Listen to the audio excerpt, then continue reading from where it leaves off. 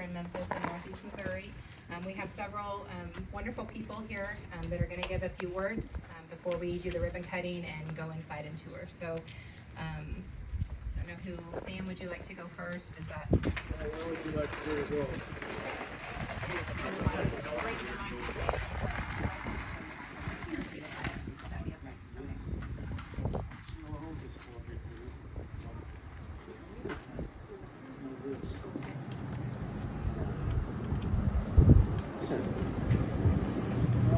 Congratulations to the organizers of the Voices Vote Democracy in Action.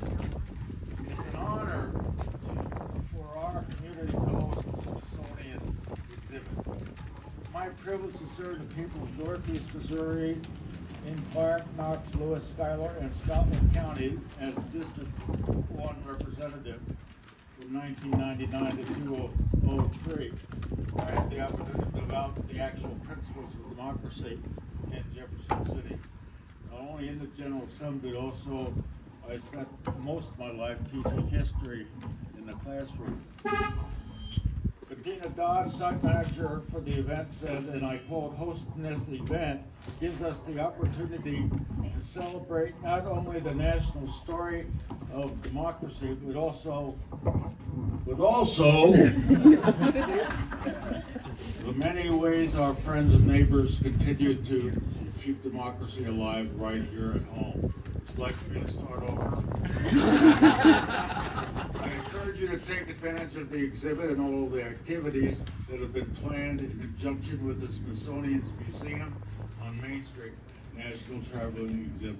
Thank you very much for asking me to do this, and I consider this an honor.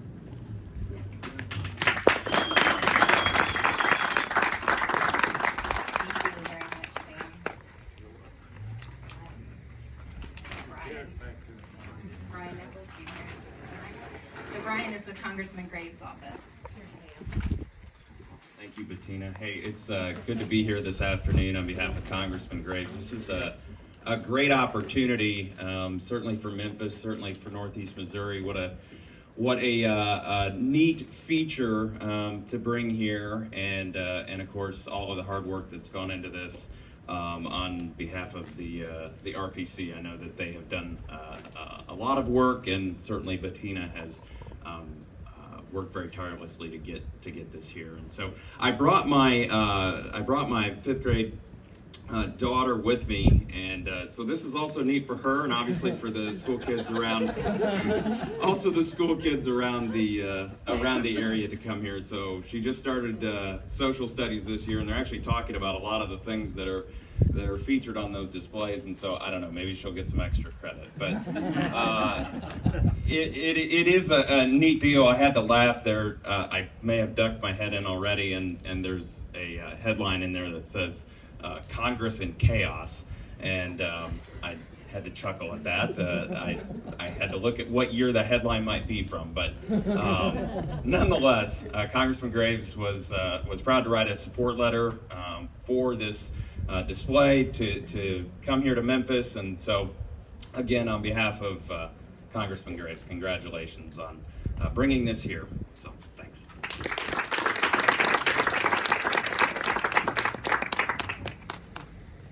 Okay, and we have a couple of really great sponsors who have helped sponsor this exhibit, one of which is Hometown Radio Group. So we'll hear from Corey Stott next. I have to put my cheaters on so I can read. Good afternoon, as she said, I'm Corey Stott, General Manager of the Hometown Radio Group, KMEM and KUDV.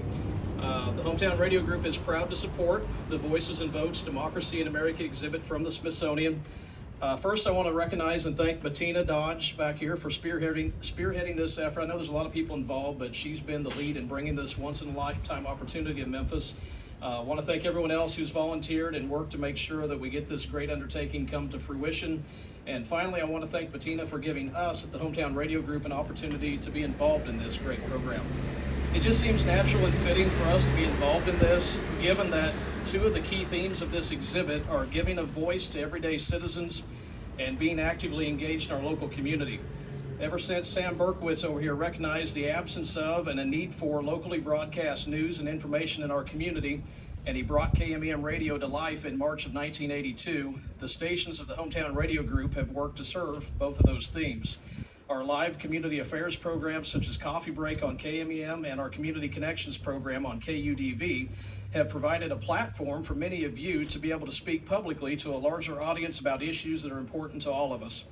In an era of canned 30-second sound bites and TikTok videos that dominate our media landscape, your local radio station provides you with something that's become increasingly rare in our society, the opportunity to hear in-depth discussion on local topics. The Hometown Radio Group also embodies the spirit of engagement in the local community. How many times have you seen myself or my predecessors, Rick, Sam, Jim Sears, all the ones that have come before me, attending or broadcasting from local events like your county fairs, your sporting events, your community meetings? How many times have your organizations used for free of charge our on-air community calendars to promote important events such as blood drives and other benefits for families in need? The point I'm trying to make here is not to self-gratify us, but it's just to point out that what we do at the Hometown Radio Group goes to the heart of what this terrific exhibit is all about and what it's trying to teach us. And that's that our nation was founded on the basic guiding principle that every citizen has a voice and every citizen has the right to at least be heard. And along with that right comes the responsibility to be engaged with and participate in the processes that shape and decide our policies at all levels of government. It also comes with the responsibility to be actively involved in our community to help make it a better place for everyone to live. So I hope that you never take your local radio stations for granted and that you actively support all of our local media to ensure that they're always here to serve our communities. And I hope that this exhibit will remind all of us to never take our rights and freedoms for granted, and that we'll all work a little harder to make our community a better place for all of us to live. Appreciate y'all being here. Hats off to you guys for the great work you've done bringing it here. We also have a representative from Senator Cindy O'Loughlin's office, Lois Bragg. Good afternoon, everyone, and I'm honored to be here on behalf of the Senator. And I truly believe that this is great for one of the smallest Missouri communities that was selected to host the Voices Votes Democracy in America exhibition. With a population of just 1,700, Memphis joins a distinguished group of Missouri cities, including Maryville, Sikeston, and Neosho, who all exceeded populations of 10,000 in showcasing this nationally touring program for the Smithsonian Museum on Main Street. This exhibition, inspired by a great leap of faith and the National Museum of American History, invites Americans to reflect on the evolution of democracy through powerful images, artifacts, and interactive experiences. It challenges us to consider what it means to be a citizen, to vote, and to speak freely, values that are both foundational and at times fragile. Multiple times I shared opportunities about this opportunity with schools across the Senator's 18th district to spark interest in the educational visits. I was encouraged by positive response and look forward to seeing students from the Senator's district engage in this very valuable event. In light of the recent national events that have tested the boundaries of free speech and civic discourse, this exhibition reminds us why these conversations matter and why they must continue. Thank you to everyone who has made today possible, and I hope visitors from across Missouri and close neighboring states, such as Iowa and Illinois, will take the opportunity to explore Voices and Votes and leave inspired by enduring the promise of American democracy. Before closing, I want to extend a thank you to Bettina and Derek, which Derek says he's only 3%, Bettina's 97% of the reason this has happened, and the other staff members of the Regional Planning Commission that I'm sure that were very beneficial in making Memphis one of the 6 Missouri sites selected for this prestigious exhibition. Their advocacy and dedication played a vital role in bringing voices and votes to the community. I want to recognize the entire team and the Memphis community for their enthusiastic support. This opportunity reflects what can happen when local leadership and civic pride come together. Again, congratulations. We'll have a few words from the Executive Director at Northeast Missouri Regional Planning Commission, Derek Weber. Yeah, and I really do mean that. They were joking about thanking me, and I said I think my only involvement with it was Bettina asked me if we could do it, and I said yes. So that was my percentage. Give her a round of applause right now, because I've got to witness all the work that she's put into this, and it is truly inspiring. And then all the volunteers that she's brought together to get this thing going. It's just been so fun to watch, and we're so happy to have it here. But what an amazing opportunity this is for not just Memphis, Missouri, but Northeast Missouri to host the Smithsonian exhibit. Not only the opportunity to showcase our community while experiencing such a neat exhibit, what I love most about this exhibit is the opportunity to look back and see how many things we have in this community that were created through collaboration, passion, and petition. One definition of community is a feeling of fellowship with others as a result of sharing common attitudes, interests, and goals. In today's age, I still feel this is true about all communities, but the narrative is pushing us in different directions. I hope people can take the time with this exhibit, examine the past to give them guidance and hope for what we can accomplish in the future and move forward with our communities. So again, thank you very much for being here. Thank you, Bettina. Give her another round of applause, please. It really was a group effort. We had a great group of volunteers that helped out with this. Something that I learned early on in this community is that the community always steps up. Those volunteers always step up to do what needs to be done, and this was no exception. So to round out our comments, we'll have Judge E. Richard Weber come share a few words with us, and then when we're done with that, I would like all of the speakers and the Missouri Humanities representatives to come up here to the ribbon, and we'll do the ribbon cutting.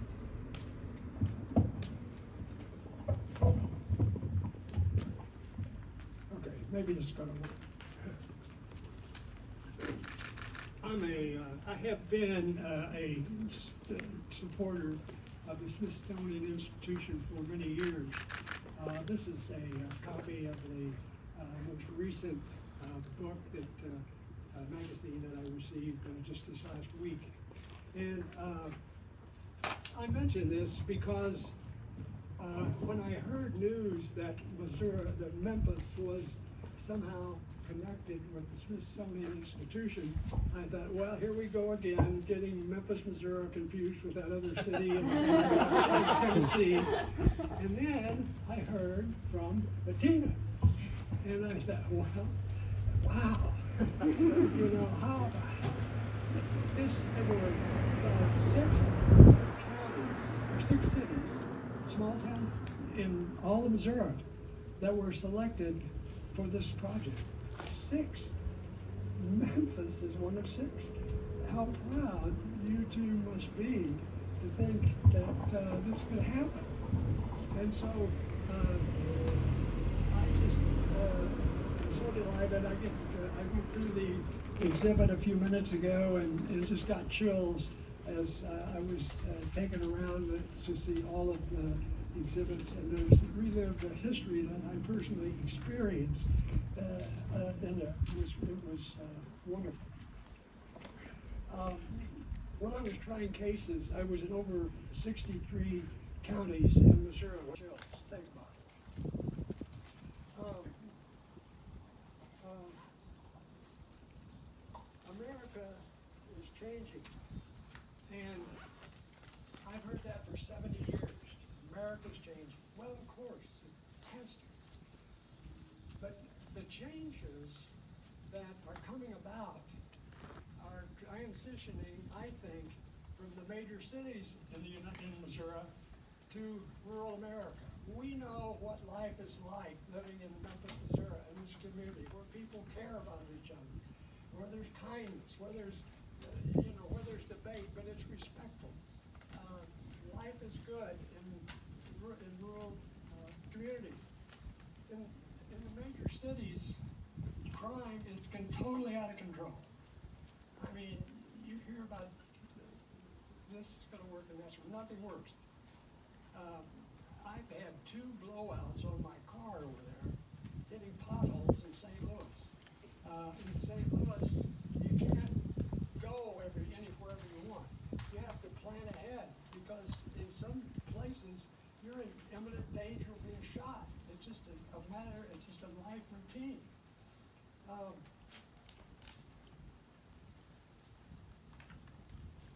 What I've discovered is that the city life is not what it's represented to be. Taxes are keep going up, services keep going down, and when I think about where we are and what all that Memphis, Missouri has meant to me, there's a feeling of real pride in knowing that I lived and still do in Memphis, Missouri.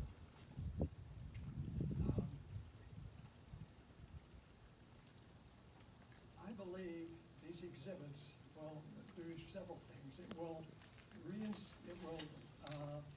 reinforce how much we have gained by living in this community, and it also will help us perhaps to reach out to others to demonstrate how we get along, and maybe some of the people who are having so much trouble in the major cities will even think about coming here.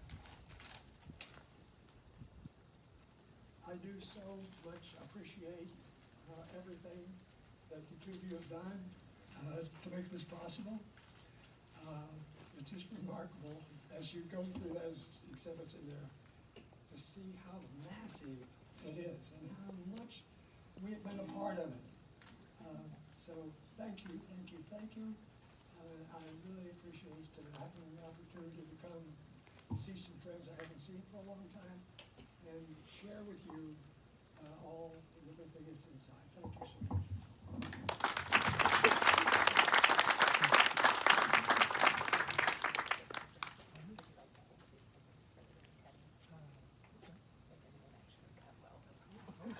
Okay, if I can have all the speakers and the Missouri Humanities representatives up here, we'll do the ribbon cutting.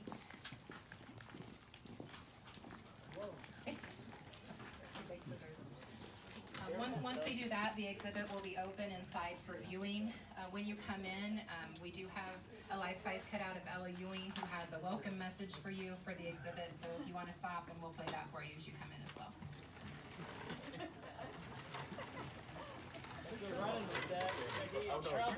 Everybody come up to the ribbon. So you're in the, I hate to have you in the sun, but I need you in the sun. Yeah. And we'll count it down.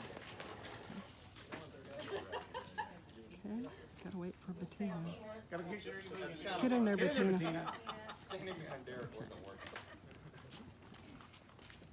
You want to count it down, Bettina? Okay, 1, 2, 3.